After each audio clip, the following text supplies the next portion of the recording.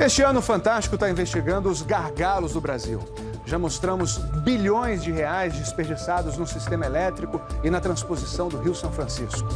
Chegou a hora da série Brasil, quem paga é você. Sônia Bride, qual é o tema dessa noite? Tadeu, hoje nós vamos falar de ferrovias e portos. No preço de tudo que a gente compra, 20% são custo do transporte. Dá R$2 em cada 10, Tadeu. É muita coisa. E a consequência a gente vê. Este ano o Brasil teve uma super safra de grãos. E a comida ficou mais barata? Não ficou. Isso porque o preço do transporte fica mais caro ano a ano. De 2003 até 2011, o frete desde a lavoura mais do que triplicou. É uma situação absurda, Sônia. E essa conta acaba sendo de todos nós.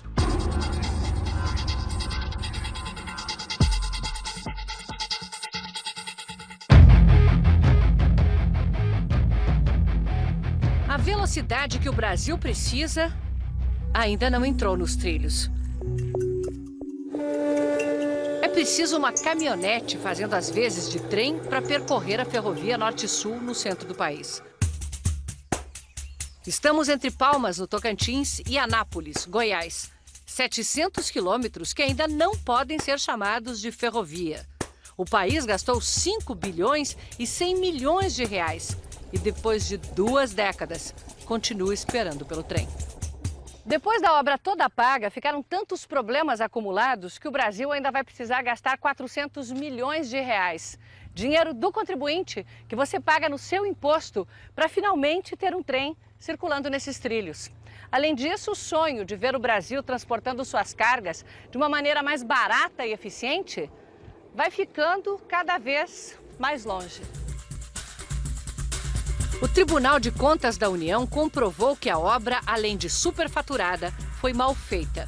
Sem proteção, os taludes, esses cortes feitos na terra, se desmancham sobre a estrada de ferro. Curvas fechadas demais. Ou o trem reduz a velocidade, ou descarrila. Em muitos pontos, os trilhos simplesmente não foram soldados. São presos por talas que não suportam o peso de trens carregados. Aqui a empreiteira entregou um longo trecho de uma área de manobra sem o leito de brita sob os trilhos. Se um trem passasse aqui, afundaria. E tem mais. Não há um pátio de manobra sequer no caminho. Portanto, não tem lugar para permitir o cruzamento de trens que vão em direção contrária e nem lugar para carregar ou descarregar. São mais de 700 quilômetros desde Palmas, no Tocantins, até aqui, já dentro do perímetro urbano de Anápolis, em Goiás. E aí, faltando apenas 6 quilômetros para chegar ao pátio de manobras e ao fim de linha. Não que esse pátio exista. Depois do túnel, tem o espaço e as pilhas de trilhos que, de tanto tempo estocados, estão perdendo a garantia. Para o IPEA, o Instituto de Pesquisas Econômicas Aplicadas, esse é o tipo de situação que o Brasil não pode mais permitir se quiser se desenvolver. É hora de fazer bem feito, agora. Porque não adianta fazer um projeto vagabundo, começar uma obra e daí a pouco isso dá com os burros na água, né? Ou com os trilhos frouxos, literalmente. Ou com os trilhos frouxos. Ou trilhos moles. Só agora o Ministério dos Transportes constatou que o aço dos trilhos comprados na China não tem a dureza necessária e, por isso, a capacidade de carga deve diminuir. O prejuízo é contabilizado dia a dia pelas empresas do Distrito Industrial de Anápolis. Só desta aqui saem todo mês caminhões que percorrem 300 mil quilômetros fazendo entregas. O transporte hoje para a nossa empresa representa em torno de 30% do custo final do produto. Com a ferrovia, o custo poderia cair, criando as condições para expandir os negócios. Nós vamos crescer, em média, 30% ao ano após a ferrovia estiver funcionando. Para o atual presidente da Valec, a empresa do governo encarregada de construir ferrovias, a obra atrasou e ficou tão mais cara porque foi feita sem um projeto executivo. Não necessariamente aquilo que foi feito a mais significa um dano ou um prejuízo ao erário, mas evidentemente uma falta de planejamento. Tá? Eventualmente você pode ter má-fé e algum desvio na obra que a gente tenta coibir de todo jeito, mas uma falta de planejamento pode dar vazão a isso, sim. Agora a Valec fará os projetos antes de qualquer nova licitação. Mas parece impossível ter chegado até aqui numa obra que começou há 26 anos, ainda no governo Sarney. Eu acho que nenhum presidente terá condições de interromper esta obra. Mas parou. 18 anos. Retomada no segundo mandato do presidente Lula, continuou sendo feita sem projeto. Hoje, o governante toma a decisão de fazer e aí é que a máquina vai preparar aquele projeto para ser executado. Como a sociedade está ansiosa, você acaba comprimindo a preparação do projeto e para começar mais rapidamente a obra. Para o Tribunal de Contas da União, isso é uma porta aberta para a corrupção.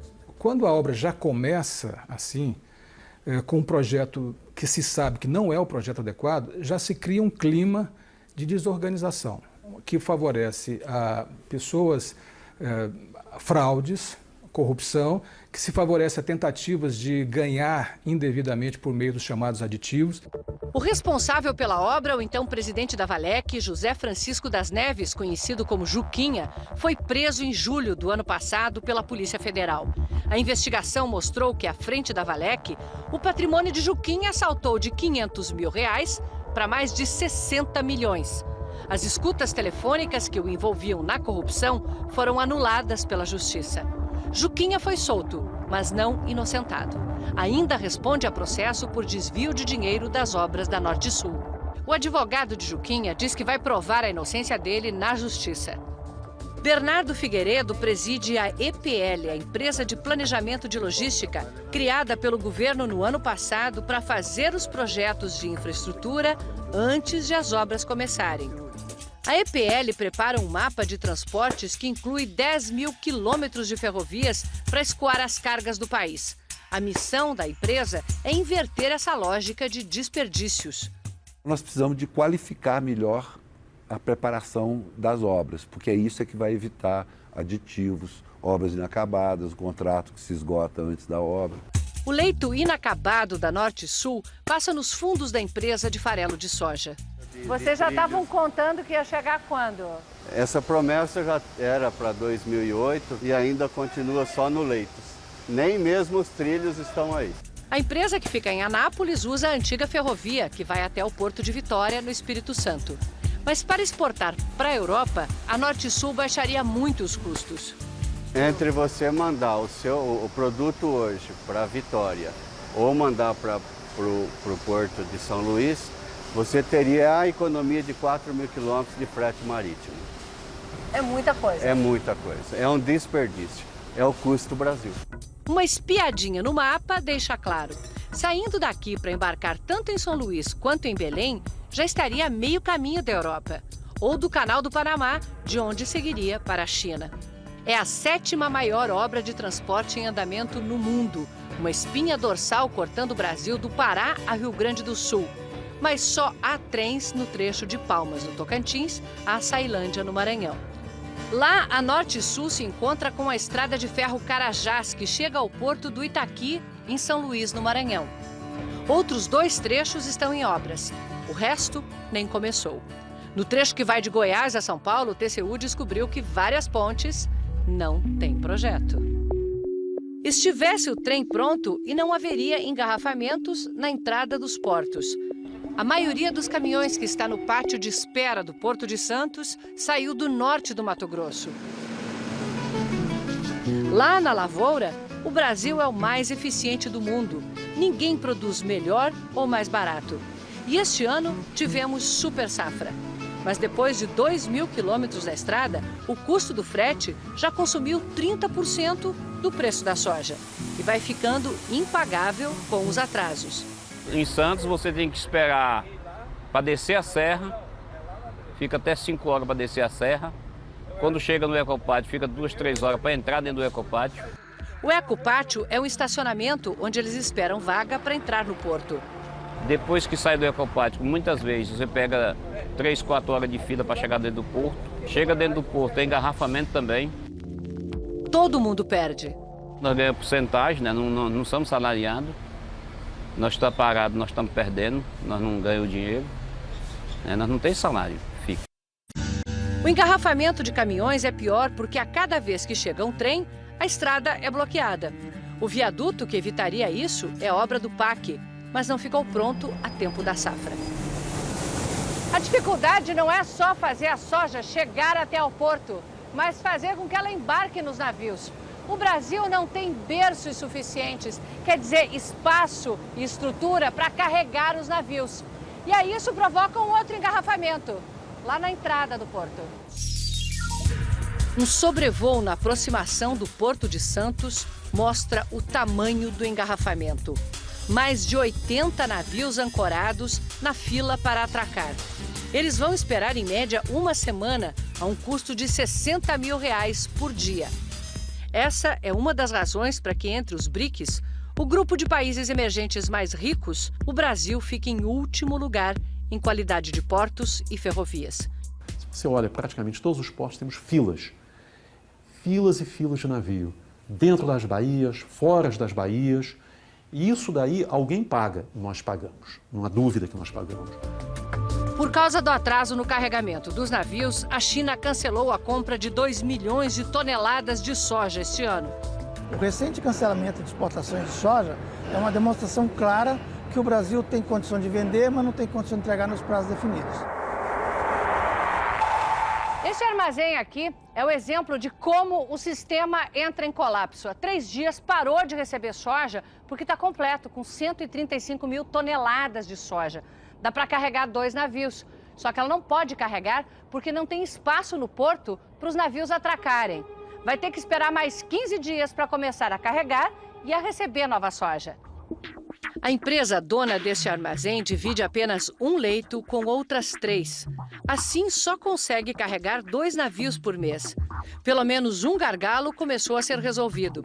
Desde sexta-feira, os serviços públicos como Receita Federal, Vigilância Sanitária e o Ministério da Agricultura estão trabalhando 24 horas por dia nos portos de Santos, Rio e Vitória. Em maio, outros portos passam a operar 24 horas por dia. Só isso deve aumentar a capacidade de embarque e desembarque em 25%, segundo a Secretaria Especial de Portos. Pela primeira vez, o Brasil fez um planejamento a longo prazo, de maneira que nós sabemos o que o Brasil precisa de investimentos até 2030. No ano passado, nós movimentamos mais de 900 bilhões de toneladas. Em 2030, deveremos movimentar 2,23 bilhões de toneladas nos nossos portos. Os investimentos previstos são de 58 bilhões de reais, a maioria da iniciativa privada. Na outra ponta da Ferrovia Norte-Sul, a soja já chega de trem, apesar de ainda em volume muito pequeno, porque a principal região produtora ainda não tem acesso à ferrovia. Aqui no Porto do Itaqui, no Maranhão, o problema não é a falta de berços. Esse aqui é novinho, ficou pronto em dezembro. Só que não pode ajudar a escoar a super safra, porque não tem armazém para estocar os grãos e nem esteira para carregar os navios. A obra do terminal de grãos ainda está na terraplanagem. Ao lado, num terminal privado de uma empresa de mineração, mais de 3 milhões de toneladas de soja chegam de trem todo ano. É fácil ver como é mais eficiente. Um trem de 80 vagões é descarregado em 8 horas. A mesma carga precisaria de 240 caminhões e 60 horas de descarga. Só que para embarcar no navio, essa soja precisa dividir esteira com ferro. Quando um embarca, o outro para. A empresa está construindo um armazém e esteiras para duplicar a capacidade de embarque. A carga de contêineres também enfrenta problemas. No Porto de Santos, muitos navios, depois da espera, saem com espaço vazio nos porões, porque por falta de dragagem, a entrada do porto é rasa demais e não permite carga plena. O operador do terminal diz que seus preços de operação são competitivos, mas aumentam muito por causa do acesso dos navios e dos caminhões. O custo, então, está em chegar e sair do porto? O custo está exatamente em chegar e sair do porto. Se você fizer um comparativo, o custo de um transporte de contêiner de São Paulo para cá custa mais ou menos R$ 1.200. Isso equivale a $600. Com $600 você atravessa a costa americana, da costa leste para a costa oeste.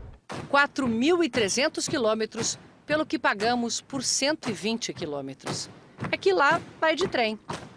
Se a ferrovia Norte-Sul estivesse pronta, o Brasil também sentiria o impacto de redução de custos. E, em vez de esvaziar, encheria os cofres públicos. De 2007 até agora, teria faturado 12 bilhões de reais, suficientes para pagar a obra e lucrar 50%. Quanta ineficiência, né?